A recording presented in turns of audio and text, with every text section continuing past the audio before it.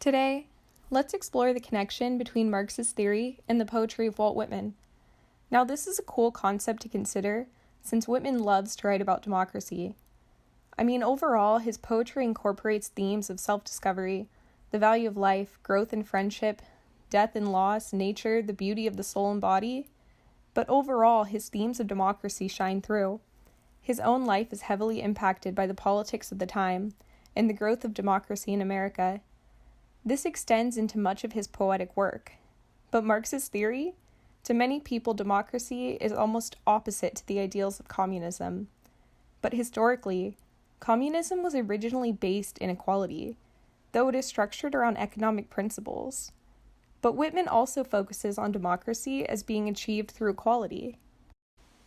This overlap calls into question the historical foundations of both democracy and communism, and how we view them, and how Whitman and Karl Marx might overlap in their ideals of what role the government should have in a society.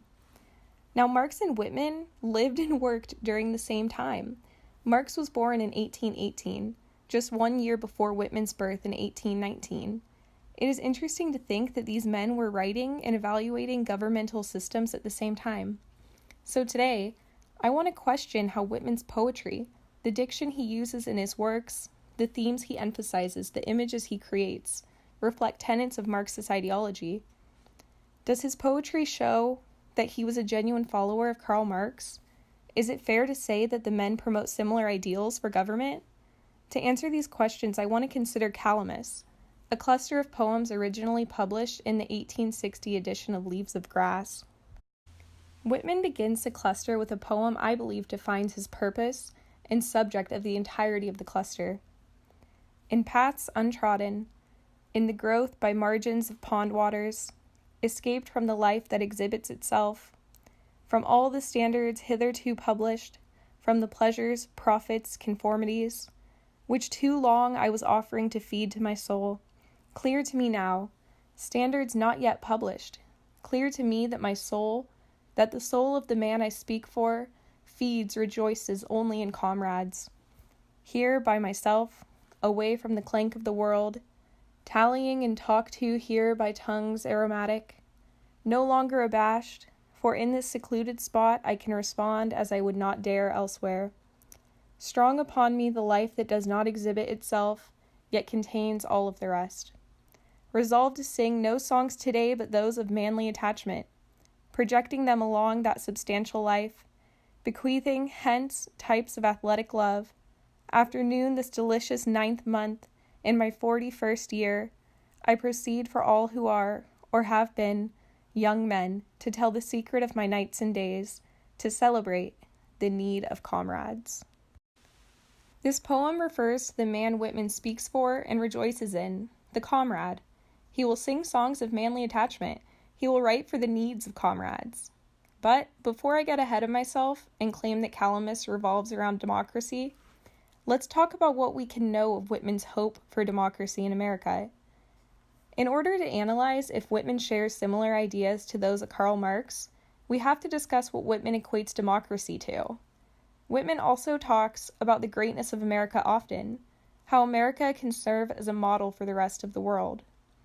He begins his literary career in printing and journalism, a profession that is often focused on the current state of society and how the nation is developing at the time.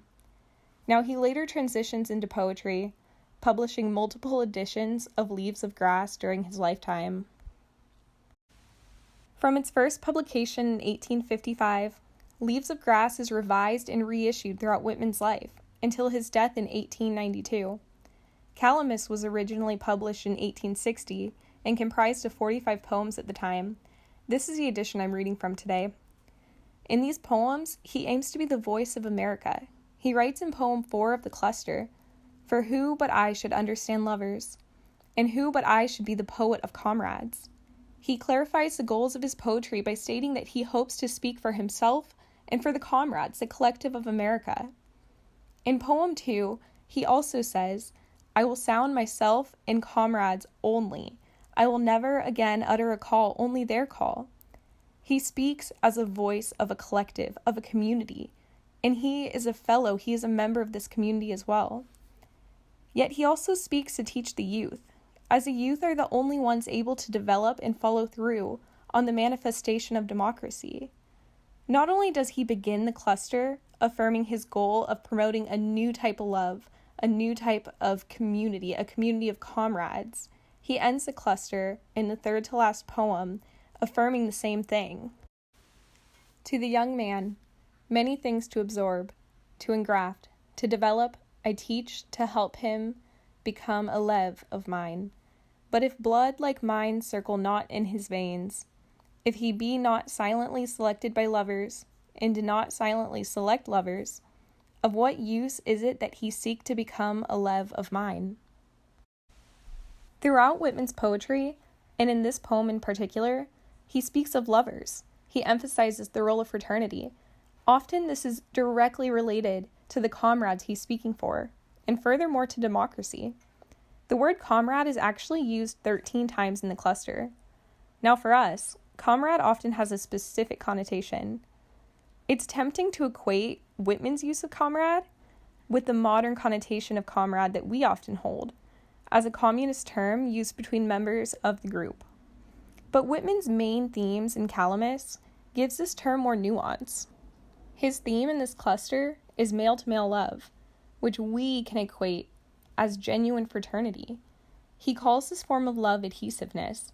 However, this term does not simply refer to sexual male relationships, but it extends to mean true camaraderie and community among men. He holds that if American people, especially the youth of America, could put aside class and societal differences of various forms and merge into one collective identity, that we would achieve true freedom, that is, democracy. With this central theme in mind, comrade takes on a new definition. It takes on a new connotation. It is a term used to signify a group of men working in community, working in unity, in Whitman's view and in his use of it. Now, the theme of adhesiveness runs throughout his poetry. He specifically wants to convey his hopes for democracy in the cluster entitled Calamus, though. Now, we know this from a few different quotes, and just by the overall themes after reading all of Calamus and all of Leaves of Grass. In 1876, Whitman states, "Important as they are in my purpose as emotional expressions for humanity, the special meaning of the Calamus cluster of Leaves of Grass mainly resides in its political significance." On the surface, his poems appear to be sexually based rather than focused on democracy.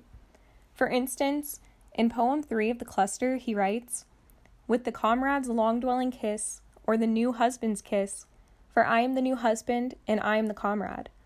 The language here is sexual.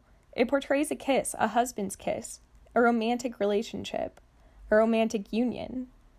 But in reality, Whitman personally asserts that these poems are political. So how can we reconcile his language, the words and images that he uses, with his stated goals?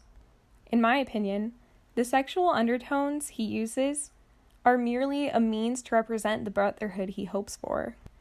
The images are not overt or crude, but they're subtle, and they work to emphasize the loving and tender aspects of fraternity, and the way men should be able to interact in society, and even more so, the way that men should band together in a collective in order to further democracy.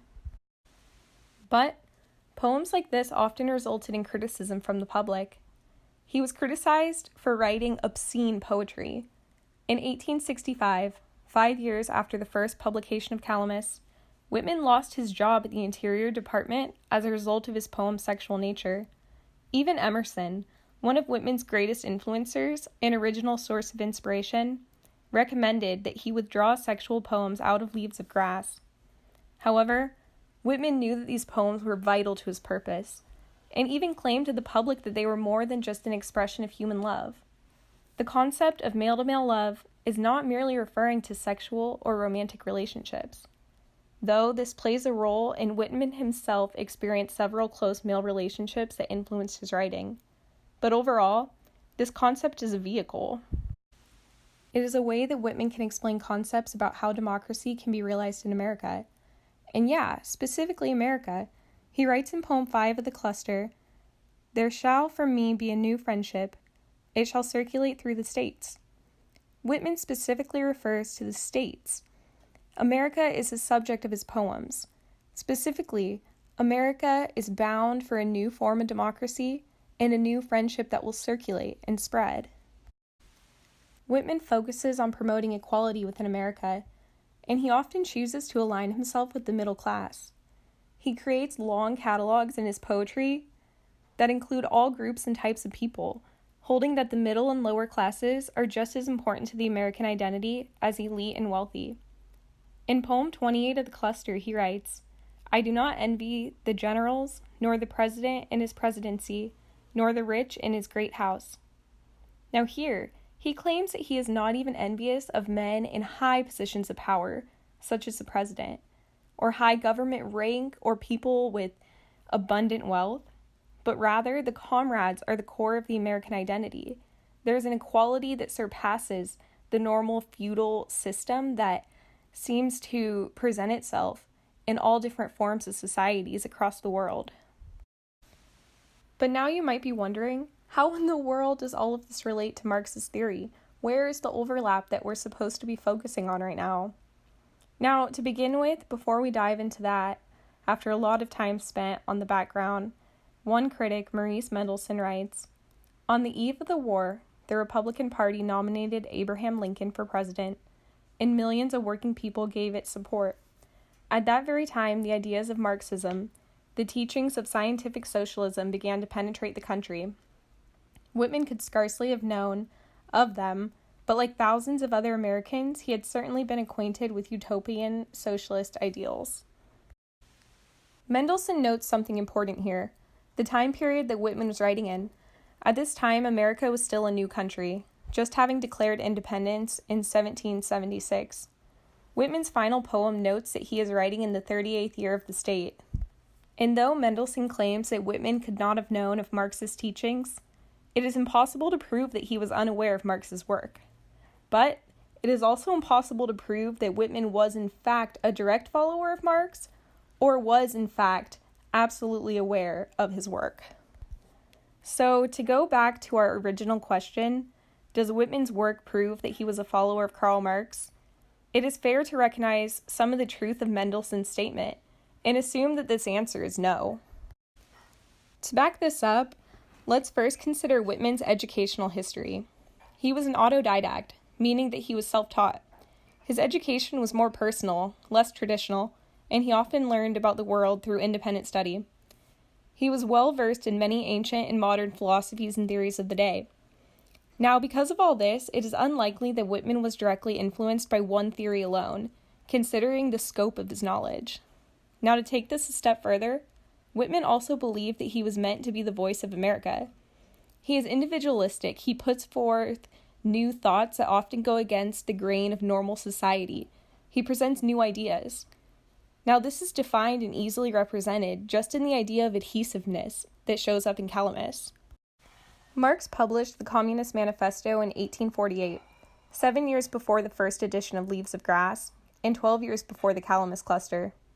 Now, if Whitman was an ardent follower of Marx's theory, he likely would have aligned his poetry more with the goals of Marx, specifically Marx's emphasis on economics. But Whitman holds a different view of what will achieve democracy, that is, adhesiveness. In poem 10, he implies that democracy has not yet been achieved, anywhere, though America is moving towards this form of liberty. He writes, how many have pressed on the same as you are pressing on now? How many have fondly supposed what you are supposing now, only to be disappointed? Here he references the past attempts of the many who have pursued democracy in the past, but been disappointed. This implies that while many people have understood the need for democracy, America was still in the process of pressing on to achieve this liberty. It had not yet been secured. Overall, Whitman's extensive knowledge of various worldviews and his emphasis on fraternity rather than economics serve as evidence that he did not solely follow Marx's theory, but that does not mean that his poetry doesn't overlap with Marx's thought. So, the question of, does Whitman's poetry share similarities with Marx's theory, and to what extent, is still unanswered. Let's consider some similarities between Marx's theory and Whitman's writing to analyze this. Marx states that liberty is limited by the economic structures in place in society. He believed that by changing economic inputs and outputs, freedom would be secured for everyone. Like Whitman saw in American culture, Marx saw that in every society, some groups were marginalized while others were prioritized.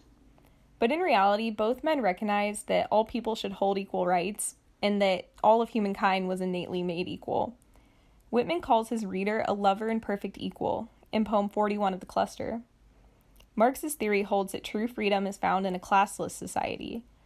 This term is somewhat misleading, as the society he imagines would not necessarily be without any class, but rather made up of one class, a class of equal individuals.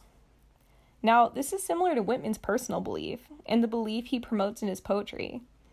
He promotes that class structures create inequality and take away genuine liberty from the lower classes, as they do not have the same access as the wealthy. Marx's theory also supports that a classless society, a free society, is inevitable. He calls this synthesis. Whitman believes the same of democracy in America. He believed that democracy was in the process of being achieved and would ultimately continue to grow and develop, especially if people were to read his poetry and understand the role adhesiveness plays within furthering democracy.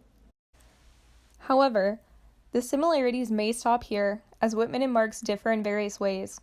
The biggest difference can be found in how Marx and Whitman assume that change is going to occur. Marx bases his beliefs in economic changes. For government and society to change, economics has to be the vehicle that necessitates this change.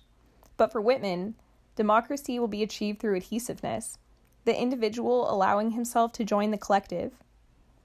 Marx believes in dialectical materialism, the idea that the economics specifically influence governmental systems, and thus that changing a nation's economics will change society. However, Whitman goes against this belief. He doesn't emphasize economics, though he recognizes that class systems must be dissolved. Instead, he truly recognizes the collective power of the individual joining with other individuals in fraternal union to pursue democracy overall. Another difference in how the men represent their political beliefs is in the platform they use to reach the public. Marx publishes the Communist Manifesto in 1848, which again is fully based in economic terms. However, Whitman relies on poetry rather than formal essays to convey his ideals.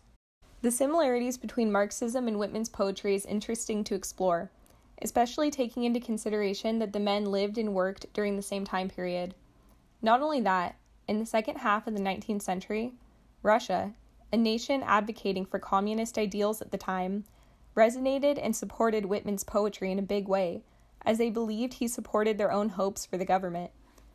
Though Whitman was most likely not a direct follower of Karl Marx, the fact that the men share similar beliefs, as well as differ in other regards, is valuable to note and to keep in mind when reading Whitman and analyzing what he really meant when talking about his main themes of democracy and fraternity throughout his poetry.